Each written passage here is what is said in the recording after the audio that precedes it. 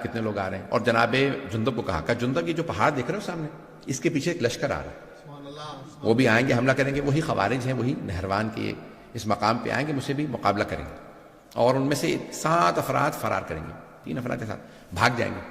انہی میں سے فرار کرنے والوں میں سے ایک کا نام تھا عبد الرحمن ابن ملجم، جس کو یعنی ہمارے ہاں کہا جاتا ہے کہ جس قدر یعنی سب سے شقی القلب کہا ہے رسول خدا نے اس آدمی کے لیے، کہ کربلا میں بھی آنے والوں سے زیادہ پتھر دل انسان یہ ہے، شمر سے زیادہ ملعون ابن ملجم، اور کہا جاتا ہے کہ اس کا نام لے کر کے جتنی ہو سکے لعنت کرنا اس کا بے انتہا ثواب۔ تو عبد الرحمن ابن ملجم، میں اس کی بھی تھوڑا سا تاریخ پڑھنا چاہ رہا تھا لیکن اب شاید آج پیش نہ کروں۔ مجھے اندازہ ہے کہ بہت سی باتیں میں نے تل کہیں اور میں کہوں گا آئندہ بھی 3 مجالس کے اندر۔ عزیزان گرامی، مولا نے پھر جنگ کی، اور مولا جو ہیں وہ عام طور سے زمین پہ کھڑے ہو کے جنگ کرتے تھے، جو آئے مقابلہ کرے، جو مارا جائے مارا جائے، جو بھاگ جائے بھاگ جائے۔ واحد جنگ ہے جہاں پہ مولا نے فرمایا، کہا اس میدان سے کسی کو بھاگنے نہ دینا۔ یہ صفین کے لیے اور نہروان کے لیے لوگوں نے کہا کہ مولا نے صرف ان کے لیے کہا اس میدان سے جو بھاگے اسے بھاگنے نہ دینا، اس سے پیچھے اس کے مقابلہ کرنے کے لیے جانا اور اس کو وہاں مار دینا۔ کہا مولا کیوں؟ جمل میں آپ نے کہا جو بھاگتا ہے بھاگ جائے، لیکن یہاں پہ آپ فرما رہے ہیں کہ جو بھاگتا ہے اسے بھاگنے بھی نہ دو۔ کہا جمل میں لوگ ماں کا نام سن کے دھوکہ کھا کے آ گئے تھے، پتہ نہیں لوگ ہیں یا نہیں، سوچ رہے تھے شاید ماں صحیح ہو اس لیے دھوکہ کھا کے آئے تھے، انہیں نہیں پتا علی حق ہے، پتہ نہیں مجمع ہے یا نہیں۔ کہ اس لیے میں نے وہاں پہ کہا تھا جو بھاگے بھاگنے دو، دھوکہ کھا کے آئے، وہاں مسلمان تھے دھوکہ کھا کے آ گئے تھے، یہاں یہ منافق ہے، کافر ہے، اسلام کا لبادہ اوڑھ رکھا، کہ کوئی بھاگے اسے بھاگنے نہ دینا۔ مولا نے ایک مرتبہ ذوالفقار کھینچی، اللہ اکبر کی صدا دی، گھوڑے کو ایڑ لگائی، مولا صفوں سے اپنے گھوڑے کو دوڑاتے رہتے تھے، جہاں سے گزرتے تھے سر ہی سر نظر آتے تھے۔ کسی نے سوال کیا یا علی تلوار چل نہیں رہی، سر پہ سر گر رہے ہیں؟ میں اپنے انداز سے جواب دے رہا ہوں، مولا کہیں گے میں ذوالفقار کو روک رہا ہوں، رک نہیں رہی ہے۔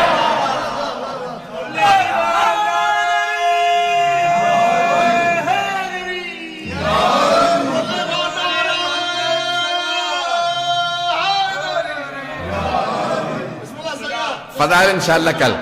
عزیزان گرامی، آج مطالب جو پیش کرنا تھا میں نے کر دی، بس ایک سن لیجئے۔ مولا نے وہاں پہ مقابلہ کیا اور بھاگنے میں صرف چند افراد ہی کامیاب ہوئے، باقی سب کو مار دیا۔ مولا نے کہا کیوں؟ یہ ایسا فتنہ ہے، یہ جہاں جائیں گے کفر پھیلائیں گے۔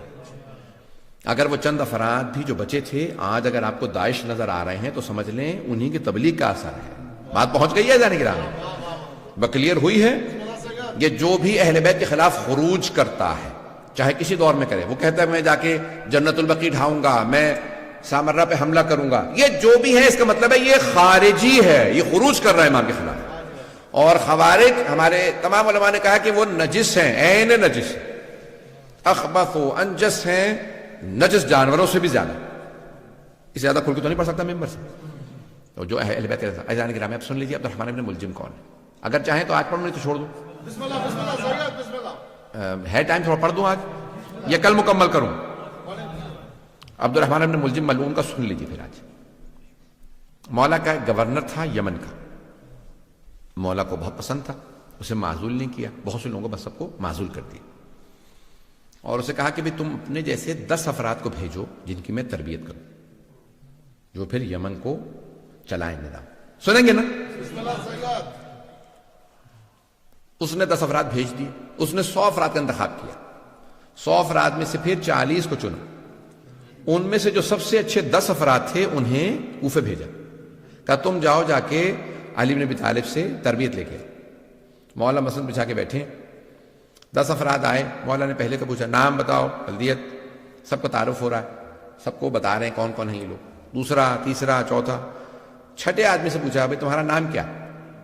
اس نے کہا عبد الرحمن، عربی میں اس نے جواب دیا انا عبد الرحمن، میں عبد الرحمن۔ مولانا نے اس کو دیکھا اور کہا انا للہ و انا الیہ راجعون۔ اس نے فوراً پلٹ کے پوچھا آپ نے کلمہ استرجاع کیوں پڑھا؟ مولانا نے کہا تیرے باپ کا نام کیا؟ اس نے کہا انا ابن ملجم، میں ملجم کا بیٹا۔ تو مولانا نے کہا انا للہ و انا الیہ راجعون، کلمہ استرجاع دوبارہ پڑھا. اس نے کہا کیا بات ہے، کیا میں مرنے والا ہوں؟ مولانا نے کہا مرادی انت، تو مرادی ہے؟ عبد الرحمن ابن ملجم مرادی قبیلے سے تھا مراد. اس نے کہا کہ ہاں. مولانا نے پھر کہا انا للہ و انا الیہ راجعون. کہا کیا بات ہے، آپ بار بار کلمہ استرجاع کیوں پڑھ رہے ہیں؟ کیا میں مرنے والا ہوں؟ مولانا نے کہا نہیں، تو میرا قاتل ہے. اس نے کہا قاتل نہیں، میں تو آپ کا چاہنے والا ہوں. مولانا نے کہا نہیں، تو میرا قاتل ہے. میں تجھے ابھی سے وارننگ دے رہا ہوں، تجھے تحدید کر رہا ہوں، تو جہنم میں جائے گا اپنے اس گناہ کی وجہ سے، اور وہ لعنت ہوگی، تو جہنم کے اس گڑھے کے اندر جائے گا کہ جہاں کوئی نہیں ہوگا. اس نے کہا نہیں، کیسے ہو سکتا ہے میں آپ کو مار دوں؟ مولانا نے کہا میں تجھے بتا رہا ہوں ابھی، تو قاتل ہے میرا. ایک مرتبہ اس نے کہا کہ بھئی کیسے ہو سکتا ہے، آپ مجھے مار دیں، ابھی مار دیجئے. مولانا نے کہا کس جرم میں؟ جو تو نے ابھی کیا نہیں. اسلام میں جرم سے پہلے سزا نہیں ہے، جرم کے بعد سزا ملتی ہے. تو نے بھی جرم نہیں کیا، لیکن میں تجھے ابھی سے وارننگ دے رہا ہوں. اب اسے اندازہ نہیں، آہستہ آہستہ وہ ایک فاحشہ کا جو ہے وہ عاشق ہو گیا. اب ممبر کے قابل نہیں کہ میں بیان کر سکوں. اس کا نام قطام تھا. ہمارے ہاں بھی کہا جاتا ہے نا، گالی دینی ہوتی ہے تو قطامہ کہتے ہیں، یہ اس کا نام تھا. اس نے بھی شرط رکھی، اور وہ بھی مولا کی دشمنوں میں سے تھی اور ملعونہ تھی، اور بہرحال کہ بھی میں شادی کروں گی لیکن مجھے ایک کنیز چاہیے، 5000 دینار چاہیے، اور علم طالب کا سر چاہیے. الوقائع والحوادث میں اس روایت کو لکھا. کچھ لوگوں نے کہا ہے معاویہ سے بھی لنکس تھے. اور بہرحال اہل بیت کے قتل کے اندر آپ کو پتہ بنو امیہ کا ہمیشہ کردار رہا ہے. بنو امیہ نے بڑا منفی کردار ادا کیا. اہل بیت کے خلاف جو سب سے بدترین جو دشمن اہل بیت کے گزرے ہیں اور اب تک ہیں وہ بنو امیہ. اب وقت تمام ہو گیا، میں تفصیل میں نہیں جا سکتا. اور پھر اس نے کہا کہ نہیں میں ایسا نہیں کر سکتا، اور پھر آہستہ آہستہ کہا کہ ٹھیک ہے میں ایسا کروں گا. اور کیا کیا اس نے؟ یہ گیا خانہ کعبہ میں، غلاف خانہ کعبہ پکڑ کے اس نے قسم کھائی کہ میں علی کا قتل کروں گا. آج آپ دیکھتے ہیں بہت سے کہ یہ اپنے آپ کو کہتے ہیں خادم الحرمین شریفین. پتہ نہیں لوگ ہیں یا نہیں. بہت سے لوگ دھوکہ کھا جاتے ہیں، وہ حرم کے خادم ہیں اور آپ ان کو برا کہہ رہے ہیں. بھئی ہم آپ کو تاریخ میں ایسے بہت سے کردار پیش کر سکتے ہیں جو خانہ کعبہ کا غلاف پکڑ کے قسم کھاتے ہیں کہ میں رسول خدا کے بھائی علی بن ابی طالب کا قتل کروں گا. یہ میں کیوں پیش کر رہا ہوں؟ یہ قابل توجہ باتیں، آج یہ قابل غور ہیں. یہ آج دھوکہ نہ کھائیں لوگوں کے بڑے بڑے ٹائٹلوں سے. اتنے بڑے بڑے انہوں نے اپنے آپ کو ٹائٹل دے رکھے. میں حرمین کا، مکہ مدینہ کا خادم ہوں. جنت البقیع ڈھا دے تب بھی لوگ ان کو لعنت نہیں کرتے. رسول خدا کی بیٹی کا حرم گرا دیں، لوگ کہتے ہیں کہ لعنت نہیں کر سکتے.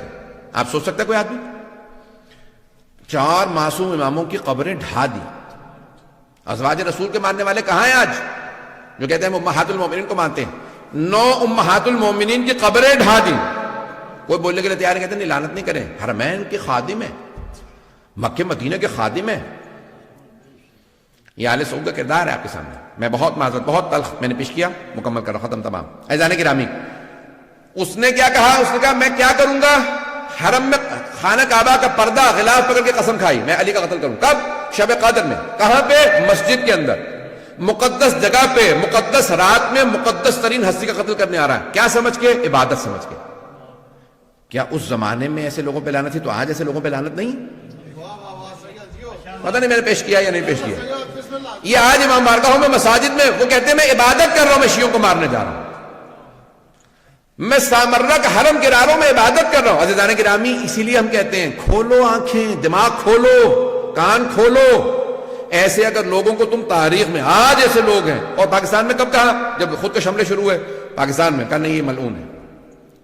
عزیزان گرامی، اگر پاکستان میں حملہ ہو تو ملعون ہے، دوسرے ملکوں کے اندر حملہ ہو تو ملعون نہیں ہے، عراق میں حملہ ہو تو ملعون نہیں ہے، شام میں جناب زینب کے حرم پہ حملہ کرے تو ملعون نہیں ہے ایسے لوگ. اور اگر تاریخ میں علی پہ حملہ کرے تو ایسے آدمی ملعون نہیں ہے. میں یہ سخت ترین جملے کہیں، میں بہت معذرت، لیکن میں کہنے پہ مجبور ہوں، آج یہ پڑھنے پہ مجبور ہوں. ایسے حالات ہیں، اگر میں نہیں کھولوں گا تو کوئی اور نہیں بولے گا. عزیزان گرامی، یہ تاریخ کے وہ کردار ہیں کہ جن پہ تاریخ میں بھی لعنت تھی، آج بھی لعنت ہے. اللہ ان لوگوں پہ لعنت بھیجتا ہے، اس کا رسول ان پہ لعنت بھیجتا ہے، ملائکہ لعنت بھیجتے ہیں. قیامت تک کے لیے ایسے لوگوں پہ لعنت ہے. اور جو ان پہ لعنت نہیں بھیجتے ان کا کیا حال ہونا چاہیے؟ ان پہ لعنت نہیں ہونی چاہیے؟ اگر تو وہ نہیں سمجھتے تو معاف ہے، اور اگر سمجھتے ہیں اور لعنت نہیں بھیجتے تو ان پہ بھی لعنت ہے۔ آپ کہیں گے آج مولانا بہت غصے میں میں یقین مانیے کہ جتنا پیش کر رہا ہوں بڑی ذمہ داری سے پڑھ رہا ہوں۔ جو اہل بیت علیہ السلام کے مقابلے میں آئے، وہ کسی بھی زمانے میں ہو، کوئی بھی ہو، تو اس پہ عزیزان گرامی صبح و شام لعنت ہے، اور اللہ نے ایسے لوگوں پہ لعنت بھیجی۔ اور اگر میں ایک جملہ پیش کر رہا ہوں، وَمَن يَقْتُلْ مُؤْمِنًا مُتَعَمِّدًا فَجَزَاؤُهُ جَهَنَّمُ خَالِدِينَ فِيهَا وَلَعَنَهُ اللَّهُ وَغَضِبَ اللَّهُ عَلَيْهِ وَلَعَنَهُ وَأَعَدَّ لَهُ عَذَابًا عَظِيمًا۔ یہ اللہ نے قرآن میں آیت کی نازل، سورہ نساء آیت نمبر 93 4 سورہ۔ اللہ کہتا ہے جو کسی مؤمن کو جانتے بوجھتے ہوئے عمدن قتل کر دے تو اس کی سزا یہ ہے وہ جہنم میں جائے گا، اللہ اس پہ ناراض ہوگا، اللہ اس پہ لعنت کرے گا اور اس کو ہمیشہ عذاب میں رکھے گا۔ عام مومن کو مار دے تو اللہ فرما رہا ہے جہنم میں جائے گا، اور اگر کوئی امیر المؤمنین کا قاتل ہو۔ آج مسلمان کہتے ہیں نہیں سوچنا پڑے گا، لعنت کر سکتے ہیں نہیں، قرآن کی آیت کو تو نہ انکار کرو۔ میں نے تمام کر دیا، مختصر سے مصائب سن لیجیے، میں نے کہاں پہ روکا تھا، آئیں ذرا میرے ساتھ چلیے گا۔ جہاں میں نے کل بات کو روکا تھا مصائب کو، وہیں سے مصائب کو جاری رکھوں گا۔ امیر المؤمنین، اگر کبھی لوگوں نے جناب سیدہ کے در پہ آگ نہ لگائی ہوتی تو پھر کربلا کے خیمے کوئی جلانے نہ آتا۔ یہ کربلا کے خیمے کس نے جلائے ہیں؟ انہی لوگوں نے کہ جو مانتے تھے سیدہ کے در کو جلایا جا سکتا ہے۔ اور اگر جناب امیر کی گردن پہ کوئی ضربت نہ چلاتا، سر پہ ضربت نہ لگی ہوتی، آج صبح آپ نے دیکھی ہوں گی نا کوفے کی مسجد سے اذانیں نشر کی جا رہی تھی۔ آج تو بڑی روشنی ہے، سب لوگوں نے کہا لائٹیں بجھا دو، یہ چراغ بجھا دو، علی کی بیٹیوں کو پرسا دینا ہے۔ دنیا کا اصول ہے، بیٹے بیٹیوں کے گھر جاتے ہیں، کہتے ہیں ارے آپ کے بابا دنیا سے چلے گئے، آئیں ذرا جناب امیر کی بیٹے بیٹیوں کو پرسا دیں، ہاتھ باندھ کے کہیے گا بیبیو ہم آپ کو پرسا دینے آئے ہیں، کیونکہ ہم اس لائق نہیں کہ پرسا دے سکیں، لیکن آج ہمیں پرسا دینا ہے، کوئی رونے میں بخل نہ کرے، میں آپ کو بس 5 منٹ کی زحمت دوں گا، کسی کوئی آنکھ ایسی نہ ہو۔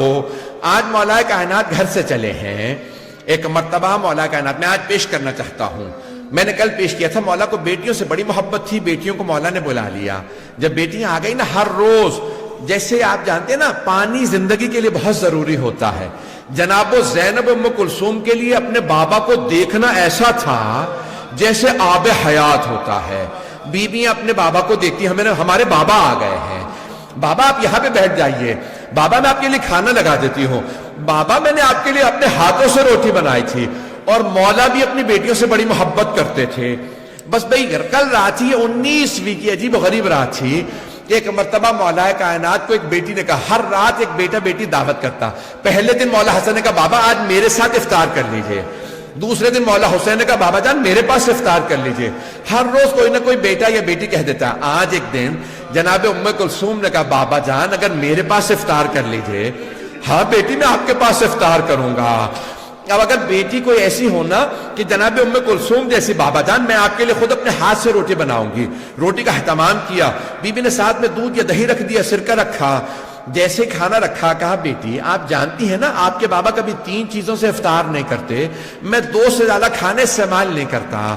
ایک مرتبہ جناب ام کلثوم نے سرکہ ہٹانا چاہا، کہا نہیں بیٹی یہ دہی ہے، یہ جو دودھ ہے یہ ہٹا لیجئے، میں خشک روٹی سرکے کے اندر رکھ کے کھا لوں گا۔ ایک مرتبہ جناب امیر نے پہلا لقمہ لیا، دوسرا لقمہ کیا، کہا بیٹی بس بہت ہے، کہا بابا جان کیا بات ہے آپ کھانا افطار کیوں نہیں کر رہے؟ کہا بیٹی میں خدا کی بارگاہ میں خالی پیٹ جانا چاہتا ہوں، شاید مولا کو پتا میرے بیٹے پیاسے بھوکے ذبح کیے جائیں گے، کہ میں خدا کی بارگاہ میں خالی پیٹ جانا چاہتا ہوں، اجرکم اللہ، خالی پیٹ جانا چاہتا ہوں۔ ایک مرتبہ جناب ام کلثوم کے آنسو بہنے لگے، بابا خدا کی بارگاہ میں جانے کی باتیں کر رہے ہیں، اگر پردیس ہو زینب ام کلثوم جیسی بیٹیاں ہو، یہ پتہ چلے بابا جانے والے ہیں، بیٹیاں تڑپنے لگتی ہیں، جناب ام کلثوم نے بہنوں کو بتایا ہوگا، بابا فرما رہے میں خدا کی بارگاہ میں خالی پیٹ جانا چاہتا ہوں، اجرکم اللہ۔ مولا نے آواز دی بیٹا حسن آپ بھائیوں کو لیجئے کوفے کے دروازوں کی حفاظت کریں. کہا بابا جیسا آپ کو حکم لیکن آج ہماری باری نہیں ہے. کہا بیٹا میں بھی جانتا ہوں لیکن چلے جائیے. جانتے ہیں کیوں؟ مولا نہیں چاہتے تھے کوئی بیٹوں کے سامنے باپ پہ تلوار اٹھائے. کوئی باپ نہیں چاہتا مجھے بیٹوں کے سامنے مارا جائے. میں ہاتھ جوڑ کے کہوں گا مولا ذرا کربلا کے دیکھے ایک چھوٹی سی بیٹی کے سامنے باپ کے گلے پہ خنجر چل رہا ہے. اجرکم اللہ اجرکم اللہ. یا علی میں بھی پڑھوں گا 2 منٹ کی میں زحمت دوں گا. ایک مرتبہ مولا علی نے ایک مرتبہ کا میرے سارے بیٹے کوفے کے دروازوں کی حفاظت کے لیے چلے جائیں. آخری جملے سن لیجیے. مولا نے بیٹیوں سے کہا بیٹیوں الوداع. ساری بیٹیاں صحن میں نکل آئی. بابا یہ کیا حالت بنا رکھی ہے. میرے مولا صحن میں آئے. مرغابیوں نے راستہ روک لیا. مولا کی عبا میں چونچوں کو ڈالا. اب جناب زینب سے رہا نہیں گیا. کہا بابا کبھی آج تک ہم نے یہ حالت نہیں دیکھی. یہ مرغابیاں یہ بطخیں یہ پرندے آپ کا راستہ نہیں روکتے. میرے مولا نے مڑ کے بیٹیوں کو دیکھا. پھر ایک جملہ کہا کہ انہن نواہی. یہ میرا نوحہ پڑھ رہی ہے. انہیں پتہ ہے بلی چل کے نہیں آئیں گے. پرندوں کو پہلے پتہ چل جاتا ہے. ایک مرتبہ میرے مولا نے خدا حافظ کیا. پھر ایک جملہ کہا زینب میرے بیٹوں سے کہنا انہیں اگر وقت پہ دانا پانی نہ دے سکے آزاد کر دے. میں ہاتھ جوڑ کے کہوں گا مولا آپ سے جانوروں پرندوں کا بھوکا پیاسا رہنا برداشت نہیں. انہیں بھوکا نہ رکھنا. مولا جب کربلا میں آپ کی پوتیوں نے رو کے کہا ہوگا دادا ہم پیاسے ہیں.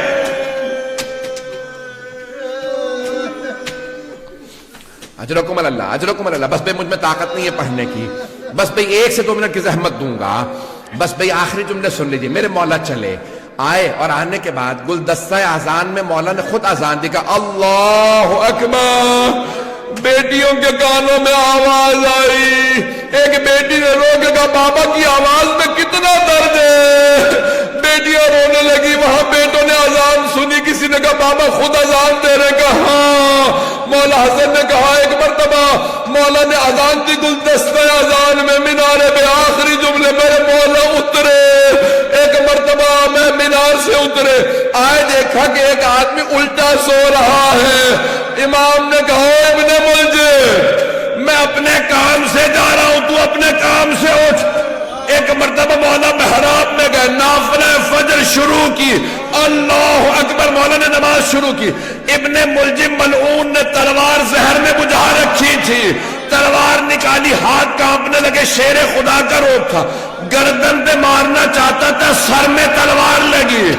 میرے مولا کا سر شگافتہ ہوا. ایک مرتبہ بیٹھے.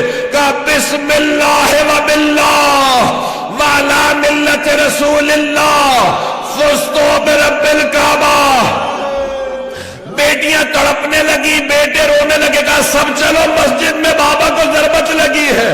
جانتے ہیں کیسے پتہ چلا؟ جناب جبرائیل چلے. مرثیہ پڑھنے لگے. تحدمت واللہ ارکان الہدی. قتل ابن ام المصطفیٰ قتل علی المرتضی قتلہ اشقل اشقیہ. ہائے آج اللہ کے دین کے سارے ارکان تباہ ہو گئے. ارے محمد مصطفیٰ کا بھائی مارا گیا. علی مرتضی مارے گئے. اشقل اشقیہ نے انہیں مار دیا. بس میں زیارت برآمد ہونے والی ہے. آخری جملہ سن لیجئے. میں آگے نہیں پڑھوں گا کل جاری رکھوں گا. میرے مولا نے ایک مرتبہ بیٹوں کو دیکھا. خدا کی قسم علی کی آنکھوں میں کوئی آنسو نہیں تھا. میرے مولا دلیر تھے. کوئی نہیں روئے. بیٹوں کو روتا دیکھا. کہا میرے شیروں رونا بند کر دو. ایسے مصائب آتے رہتے ہیں. کہا بیٹا حسن آپ نماز مکمل کیجئے. لیکن ایک مرتبہ بیٹوں نے اٹھایا گھر لے چلے. میرے مولا نے کہا حسن مجھے زمین پہ کھڑا کر دو. میں زینب کے سامنے بیٹوں کے ہاتھوں پہ نہیں جانا چاہتا. میری بیٹی بیٹیاں نہ سوچے بابا کو تکلیف ہے، اب تک مولا نہیں روئے، لیکن جیسے ہی دروازہ کھلا سامنے دیکھا مولا کی بیٹیاں ماتم کر رہی ہیں، ہائے بابا، ہائے بابا، میرے مولا رونے لگے، ہائے میری بیٹیاں۔ پردیس میں کبھی کوئی ایسے بھی روتا ہے؟ یا علی،